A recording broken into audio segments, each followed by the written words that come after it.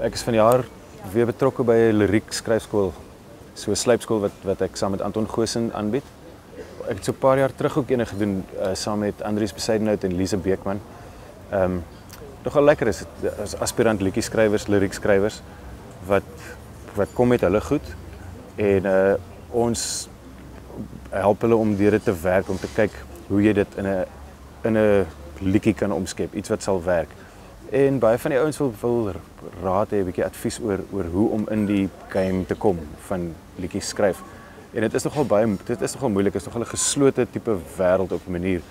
So en daar's baie mense wat probeer. So as mense 'n bietjie vaardighede kan oordra en sê probeer dit en dit vir my en probeer om so 'n lyn te volg of wat ook al en ek probeer hierdie strukture van dit help om in sulke strukture te dink as jy lirieke skryf. Ag jy weet maar basies om die ouens 'n bietjie raad te gee en te help om op die pad te kom en miskien 'n bietjie deur te breek in daai wêreld van liriek skryf in.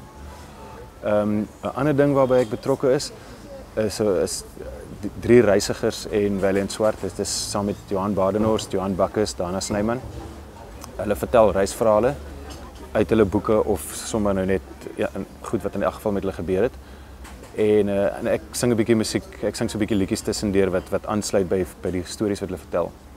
En ek vertel ook so 1 of 2 van my stories. En ons het hierdie ding al na 'n hele paar van die kunstefeeste toe gevat.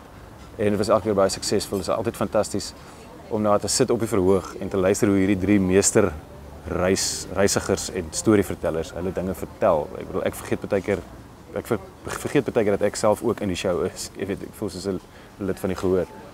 En verder is daar natuurlik 'n paar goed wat ek wil bywoon. Die uitstallings in die Sasol Kunsmuseum is altyd baie lekker om te kyk by Woordfees. En dan is daar 'n